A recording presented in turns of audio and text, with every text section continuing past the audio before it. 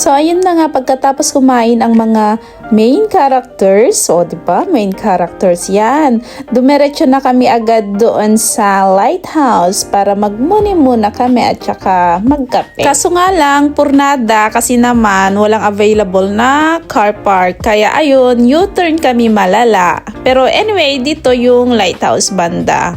Pero ayan na, nandito kami sa may beach. Naghanap kami ng spot na pagdesisyonan namin na mag-beach na lang muna tapos balik na lang after kung sakaling may car park. Nag-spy-spy na muna yung mga main characters dyan kung saan ang magandang spot, but I think wala siyang nakita, wala silang nakita, kaya dito muna kami sa treehouse na banda. Actually, galing na kami dati dito nung last Christmas, di ko lang maalala kung anong year, pero yes, maganda dito, tahimik, tsaka ilan lang yung tao. Syempre, Boy Scout na Boy Scout ang dating ng mga main characters natin, aba, may dalang mga tent at upuan, kaya pagdating namin, agad na silang nag-assemble ng tent at upuan natin para ang prinsesa ay payapang magpapahinga. So, ganun lang kabilis mag-assemble ng tent at maya't maya pa ay hindi na nakapag-antay yung isang main character. Ayan na, naghubad na at pumunta na doon, naligo na kasama ng mga syokoy. Charot! Kami naman ng aking tropa ay dito lang muna upo tapos napag-desisyonan namin na maglakad-lakad muna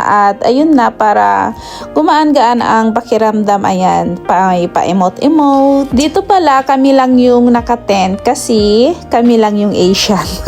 Mahirap nang mangitim ang asawa ko, no? Lalo na't ina-adapt na niyang pagiging Aussie boy, di ba? Saka-saka nga magna, di taigil. Naglakad lang kami ng naglakad ng asawa ko dyan. Nagpapatanggal lang taba hanggang sa makarating dito sa may town na nila.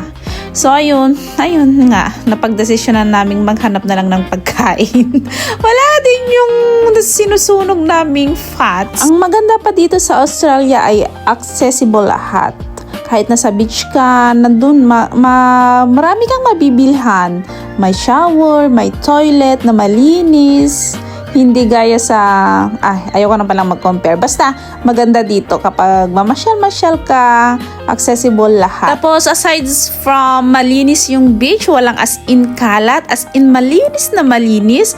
Ang pinakamaganda pa sa lahat ay walang entrance fee or cottage fee, mga ganun. Naglakad-lakad lang kami ng asawa ko dyan at ang daming souvenir na mabibili at ito na nga yung pizza na nabilhan namin. Yan, masarap din naman siya kahit papano. And then, ayun, bumalik na kami sa tent namin kasi kailangan naming balikan yung mga main characters. Baka umiiyak na sila, charis! Pero syempre, maraming picture-picture muna. Mga isang oras lang kami siguro nag-stay dito as in, nag-relax lang talaga. Nag-relax na napagod tapos kumain lang, ayun na. Tapos mayat maya pa, nagkaayayaan ng umalis at pumunta na ng lighthouse, ayan na. Nililinis na ng lahat, pinapak na yung mga tent, and ready to go na yung mga main characters. So wish ko lang merong available na car park pagdating namin dun sa lighthouse kasi kung hindi, ay nako, uwi na kami ang aga-aga pa sis. So ayan nga, pagkatapos maihanda lahat, lalarga na. Pupunta na dun sa next destination. See you in my next vlog!